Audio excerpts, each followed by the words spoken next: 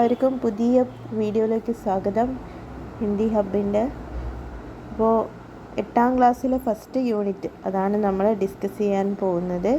അപ്പോൾ ഫസ്റ്റ് യൂണിറ്റിൻ്റെ പേര് ഇക്കായി ഏക്ക് എന്ന് പറയുന്നത് പത്തേ പത്തയാണ്.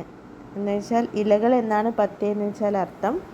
അപ്പോൾ ഇത് ഒരു പ്രകൃതിയായിട്ട് റിലേറ്റ് ചെയ്തിട്ടുള്ള ഒരു യൂണിറ്റാണ്. അപ്പോൾ ഈ യൂണിറ്റിൽ നമുക്ക് ഫസ്റ്റ് പഠിക്കാനുള്ള കവിത എന്ന് പറയുന്നത് പേട് എന്ന് പറയുന്ന ഒരു കവിതയാണ്. അത് എഴുതിയിരിക്കുന്നത് സുശീൽ ശുക്ലാണ്.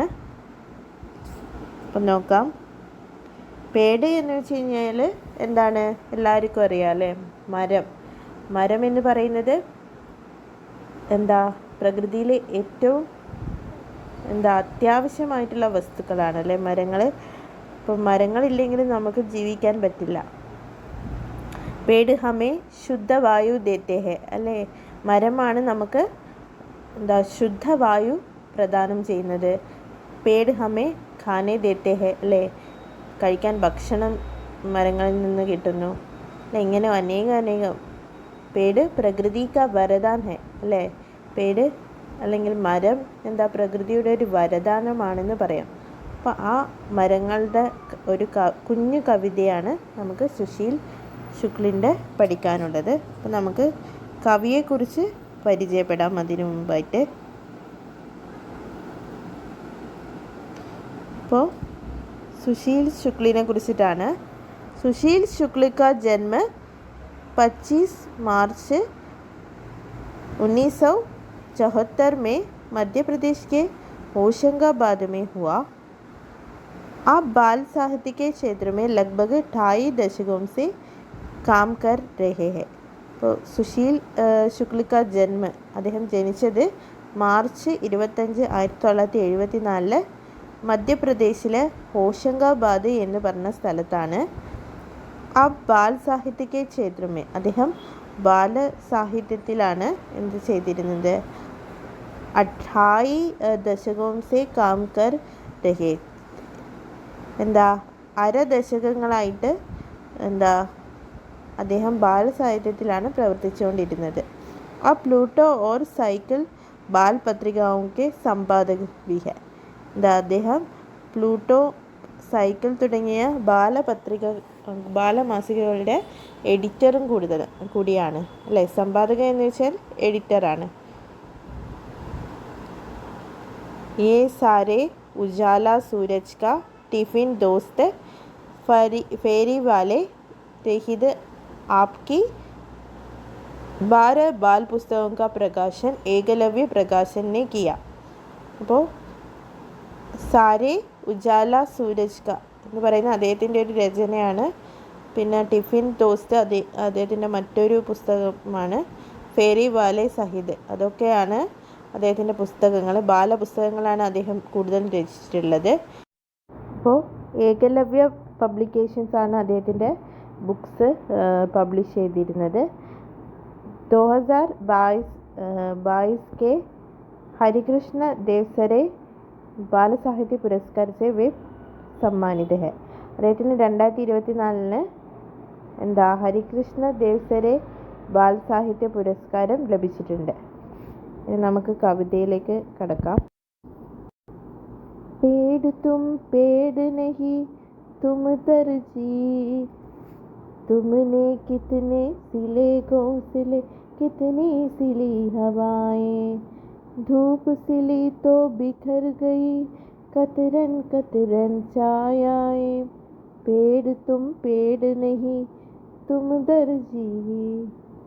അപ്പോൾ ഫസ്റ്റ് ലൈനിൽ കവി പറയാണ് പേട് തും പേട് നഹി. പേടെന്ന് വെച്ചാൽ എല്ലാവർക്കും അറിയാം അല്ലേ? പേടെന്ന് വെച്ചാൽ മരം എന്നാണ് അർത്ഥം അല്ലേ? പേടെന്ന് വെച്ചാൽ മരം. പേട് തും മരമേ നീ, പേട് നെഹി എന്ന് വെച്ച് കഴിഞ്ഞാൽ മരമല്ല. പിന്നെ ആരാണ്? തും ദർജി ഹോ. ദർജി എന്ന് വെച്ച് കഴിഞ്ഞാൽ തയ്യൽക്കാരനാണ് കേട്ടോ. തയ്യൽക്കാരനാണ് ആര്? പേട എന്നാണ് പറയുന്നത്. ആര്?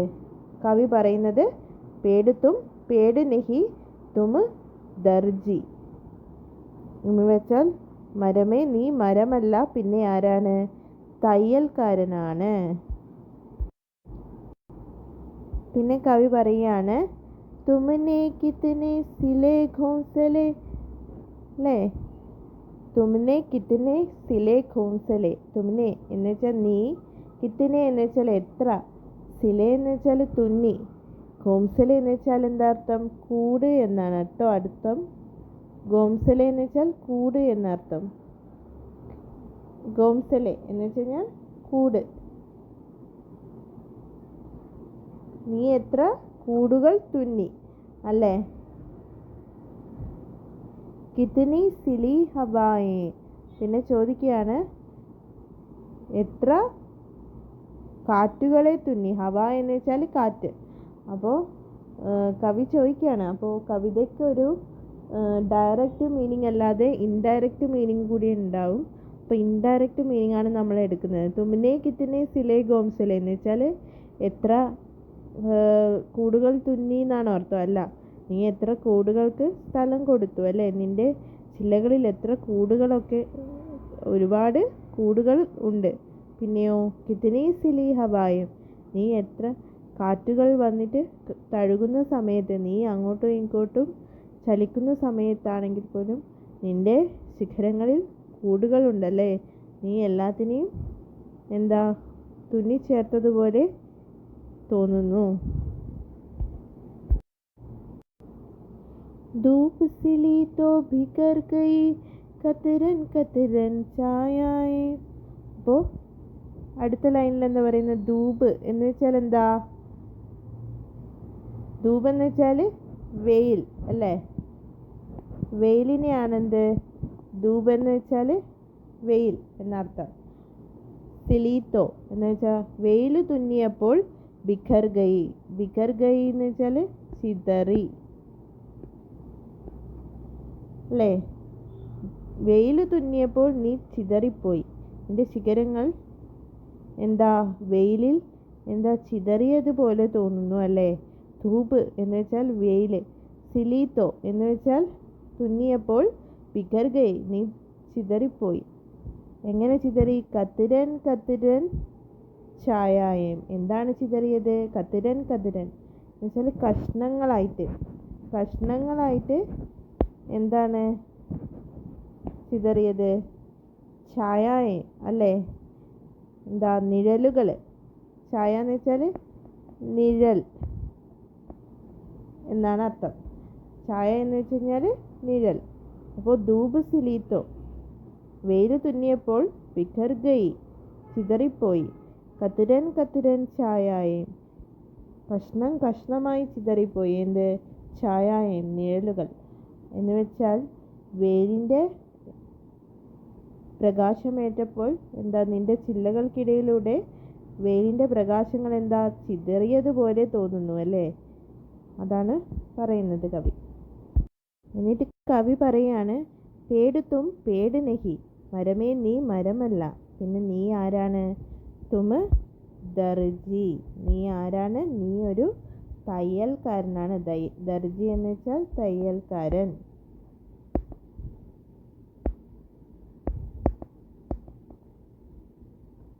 ഓക്കെ, അപ്പോൾ ഇത്രയാണ് ഫസ്റ്റ് ലൈൻസിൽ സ്റ്റാൻസയിൽ പറയുന്നത്.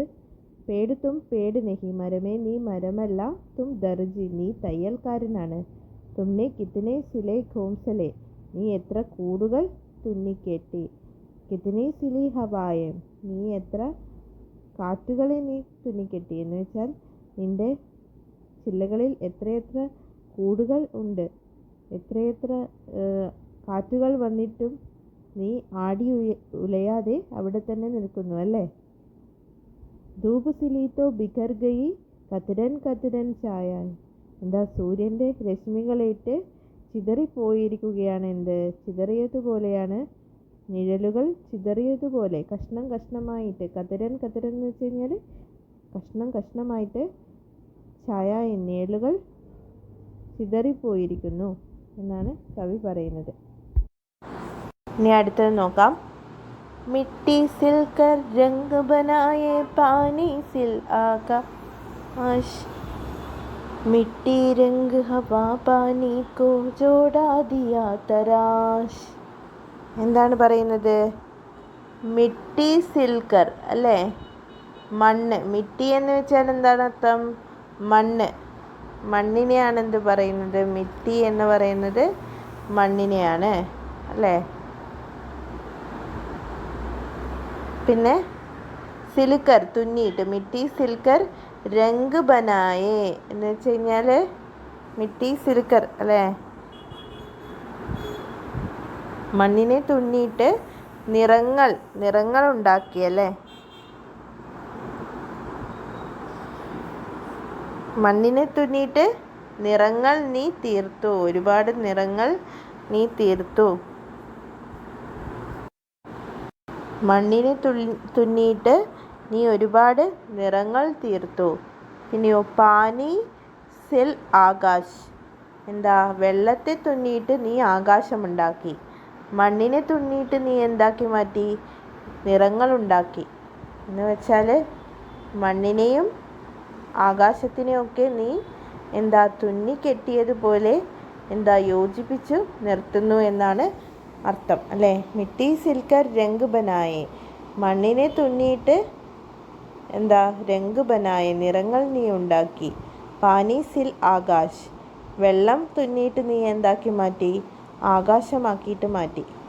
പിന്നെ പറയാണ് മിട്ടി രംഗ് ഹവാ പാനി കോ ജോഡാ ദിയാ തരാശ്. നീ എന്ത് ചെയ്തു? മിട്ടി എന്ന് വെച്ചാൽ എന്താ? മണ്ണല്ലേ. മണ്ണും രംഗ് നിറം, ഹവ കാറ്റ്, പാനി എന്ന് വെച്ചാൽ വെള്ളം, ജോഡാദിയ എന്ന് വെച്ച് കഴിഞ്ഞാൽ യോജിപ്പിച്ചു. എന്താ? ജോഡാദിയ എന്ന് വെച്ചാൽ യോജിപ്പിക്കുക, തരാശ് എന്ന് വെച്ചാൽ രൂപപ്പെടുത്തുക, രൂപം കൊടുക്കുക അല്ലേ, രൂപം കൊടുത്തു അല്ലേ. മിട്ടി രംഗ് ഹവ, മിട്ടി എന്ന് വെച്ചാൽ മണ്ണ്, രംഗ് എന്ന് വെച്ചാൽ നിറം, പാനി എന്ന് വെച്ചാൽ വെള്ളം അല്ലേ അല്ലേ. മിട്ടി രംഗ് ഹവാ പാനിക്കോ, മണ്ണ്, നിറം, പിന്നെ കാറ്റ്, വെള്ളം, ഇതിനെയൊക്കെ ജോഡാ ദിയ എന്നാൽ യോജിപ്പിക്കുക അല്ലേ, യോജിപ്പിച്ചു.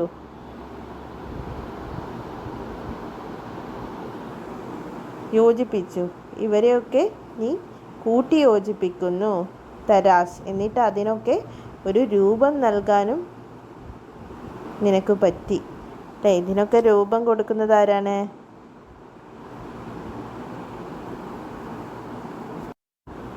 മരങ്ങളാണല്ലേ. ഇതിനൊക്കെ രൂപം കൊടുത്തത് നീയാണ്. മിട്ടി സിൽക്കർ രംഗ് ബനായേ, മണ്ണ് തുന്നി നീ എന്താക്കി? നിറങ്ങളാക്കി മാറ്റി.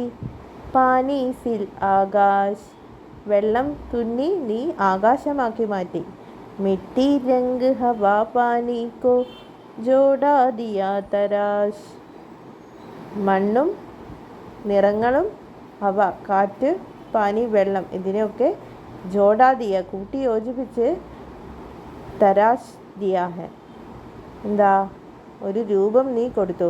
പിന്നെ റിപ്പീറ്റ് ചെയ്യാണ് എന്ത്? പേട് തും പേട് നഹി തും ദർജി, മരമേ നീ മരമല്ല, നീ ഒരു തയ്യൽക്കാരനാണെന്ന് കവി പറയുന്നു. പിന്നെ എന്താ പറയുന്നത്?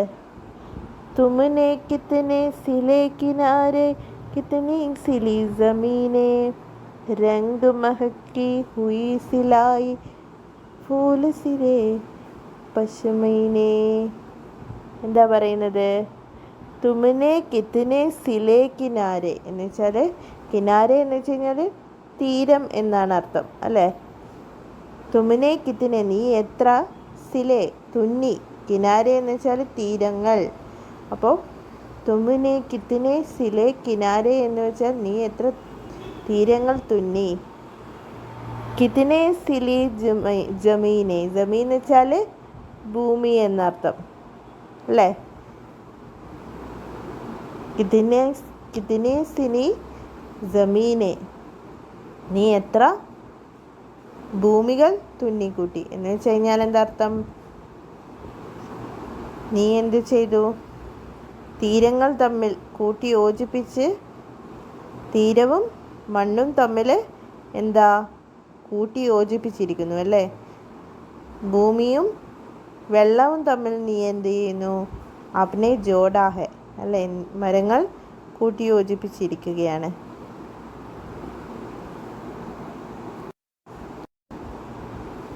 പിന്നെ എന്താ പറയുന്നത്, രംഗ് മഹക് കി ഹുയി സിലായി ഫൂൽ സിലെ പശ്മീനെ. രംഗ് എന്ന് വെച്ചാൽ നിറം, മഹക്ക് അപ്പോൾ എന്താ പറയുന്നത്, രംഗ് മഹക് കി ഹുയി സിലായി. രംഗ് എന്ന് വെച്ചാൽ നിറം, മഹക്ക് എന്ന് വെച്ചാൽ എന്താ, സുഗന്ധം അല്ലേ. സുഗന്ധത്തിനാണ് എന്ത് പറയുന്നത്, മഹക്ക് എന്ന് പറയുന്നത്. രംഗ് എന്ന് വെച്ചാൽ നിറം, നിറത്തിനെയാണ് രംഗ് എന്ന് പറയുന്നത്. രംഗ് മഹക് കി ഹുയി സിലായി എന്ന് വെച്ചാൽ, രംഗ് എന്ന് വെച്ച് കഴിഞ്ഞാൽ നിറങ്ങളുടെ സുഗന്ധം നീ എന്ത് ചെയ്തു, തുന്നിക്കൂട്ടി വച്ചു. ഫൂല് സിലെ പശ്മീനെ. ഫൂൽ എന്ന് വെച്ചാൽ പൂക്കൾ, സില എന്ന് വെച്ചാൽ തുന്നിയിരിക്കുന്നു, പശ്മീനെ എന്ന് വെച്ചാൽ കമ്പിളി വസ്ത്രങ്ങൾ എന്ന് വെച്ചാൽ പൂക്കളെയാണ് ഉദ്ദേശിക്കുന്നത്. രംഗ് മഹക്ക് സുഗന്ധമുള്ള നിറങ്ങൾ എന്നുദ്ദേശിച്ചിരിക്കുന്നത് പൂക്കളെയാണ്. പൂക്കളെ നീ തുന്നിക്കൂട്ടി വെച്ചതുപോലെ എന്താ, ഫൂല് സിലെ പശ്മീനെ, എന്താ പൂക്കളെ നീ എന്താ കമ്പിളി വസ്ത്രം പോലെ തുന്നി വെച്ചിരിക്കുകയാണെന്ന് തോന്നുന്നു അല്ലേ. പല നിറത്തിലുള്ള പൂക്കൾ നിൻ്റെ ശിഖരങ്ങളിലുണ്ടല്ലേ. പല നിറത്തിലുള്ള പൂക്കൾ ഈ പ്രകൃതിയിൽ നമുക്ക് സുഗന്ധമുള്ള പൂക്കളെ കാണാൻ കഴിയുമെന്നാണ് കവി പറയുന്നത്. പശ്മീനെ എന്ന് വെച്ച് കഴിഞ്ഞാൽ കമ്പിളി വസ്ത്രത്തിനെയാണ് ഉദ്ദേശിക്കുന്നത്. പിന്നെ പറയാണ് എന്താ, ആമുമേ ആമുക്കെ സ്വാദ് അല്ലേ. മാങ്ങയുടെ സ്വാദുണ്ട്.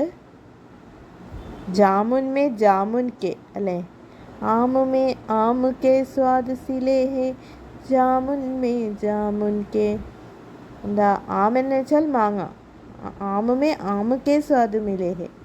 എന്താ, മാങ്ങയുടെ സ്വാദിൽ മാങ്ങയുടെ സ്വാദ് തന്നെ നീ തുന്നി കെട്ടിയിട്ടുള്ളൂ. ജാമുൻമേ ജാമുൻകെ, ഞാലിപ്പഴത്തിലോ ഞാലിപ്പഴത്തിൻ്റെ സ്വാദ്. ബാഗുമേ ബാഗുക്കെ സ്വാദ് മിലേ ഹേ, തോട്ടത്തിൽ തോട്ടത്തിൻ്റെ സ്വാദാണുള്ളത്. വനിക്കെ പേടുമേ വനിക്കെ, എന്താ കാട്ടിലുള്ള ചെടികൾക്ക് കാട്ടിലുള്ള ഗുണമാണുള്ളത്. അപ്പോൾ പിന്നെയും കവി പറയുകയാണ്, പേട് തും പേട് നഹി തും ദർജി. മരമേ നീ മരമല്ല, നീ ആരാണ്, തയ്യൽക്കാരനാണ്.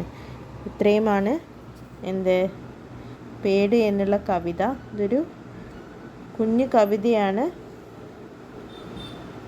അപ്പോൾ പേട് എന്നുള്ള കവിത കഴിഞ്ഞു. അടുത്ത ചാപ്റ്ററായിട്ട് അടുത്ത ക്ലാസ്സിൽ കാണാം.